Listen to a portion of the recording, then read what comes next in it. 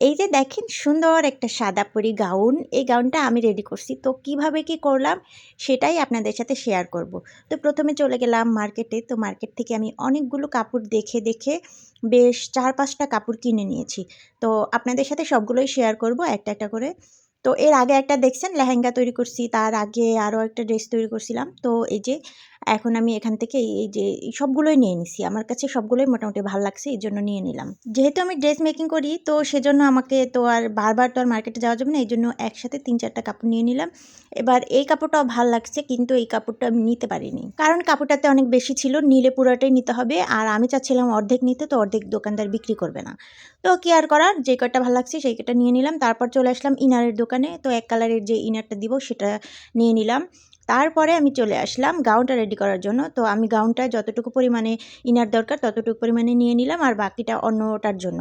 তো আমি প্রথমে একটা ড্রয়িং করে নিলাম যে আমি আসলে কিভাবে ড্রেসটা তৈরি করব। তো সেই অনুপাতেই আমি ড্রেসটা কাটিং করব।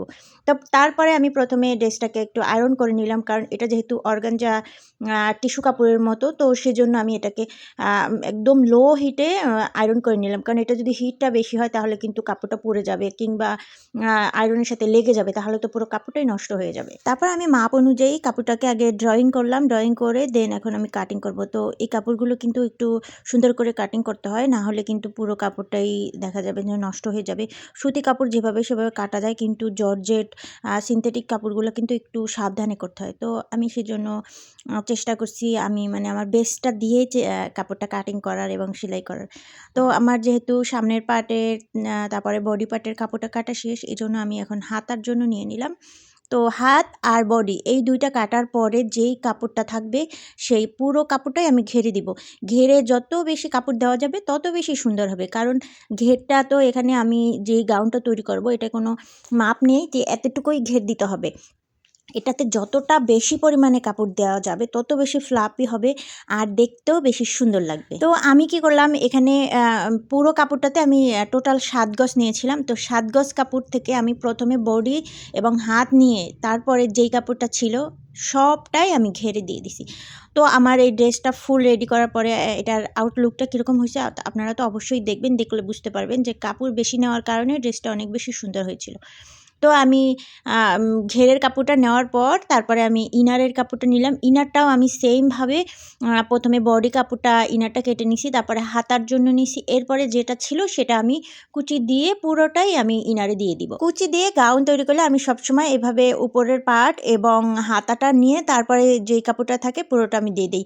এভাবে করে করলে আমার কাছে কাজটা অনেক সহজ মনে হয় আর কাপড়টা একদম পুরো কাপড়টাই কাজে লাগানো যায়। কোনো কাপড় নষ্ট হয় না আর ড্রেসটাও সুন্দরভাবে হয়ে যায়। স্পেশাল কোনো কাজ করতে আমার ভীষণ রকমের ভালো লাগে আর এই ড্রেসটাও ছিল সেরকমের একটা স্পেশাল ড্রেস। এটা আমার ভাগ্নির জন্য মূলত আমি তৈরি করছিলাম। আমার ভাগ্নি টিকটক থেকে একটা ভিডিও দেখে ইন্সপায়ার হয়ে আমাকে একটা ছবি পাঠায়, বলে যে খালামণি এইরকমের একটা ড্রেস আমি তৈরি করতে চাই, তো তুমি আমাকে তৈরি করে দিবা। তো পরে চিন্তা করলাম যে আমি যেহেতু সেলাই কাজ করি তো অবশ্যই দিব, কেন দিব না। তারপরে মূলত আমি এই ড্রেসটা তৈরি করছি। তো ড্রেসটা করার পরে ওর এত বেশি পছন্দ হয়েছিল যে কি বলবো, অনেক খুশি হয়েছিল আর খুশি হয়ে আমাকে টিপসও দিছে। তো এই আর কি ব্যাপার। তো আমি কিন্তু সেলাই করতে চলে আসলাম। তো আমি প্রথমে কাপড়টাকে যেই কুচির যে অংশটা সেইটা আমি রেডি করতেছি। কাপড়গুলোকে আমি একদম পুরাটাই কুচি দিয়ে তারপরে একটার সাথে আরেকটা জয়েন দিব। কুচির কাপড়টায় কিন্তু কোনো মাপ নেই। আপনি জাস্ট কুচিটা দিয়ে একটা ছোট, একটা বড়, আরেকটা মাঝারি এভাবে করে যেটা ছোট হবে সেটা উপরের পার্টে হবে, যেটা মাঝারি সেটা মাঝখানে আর যেটা সবথেকে বেশি সেটা নিচে। তো এভাবে করে যখন অ্যাটাচ করে নিবেন ৩ টা কুচি হয়ে যাবে।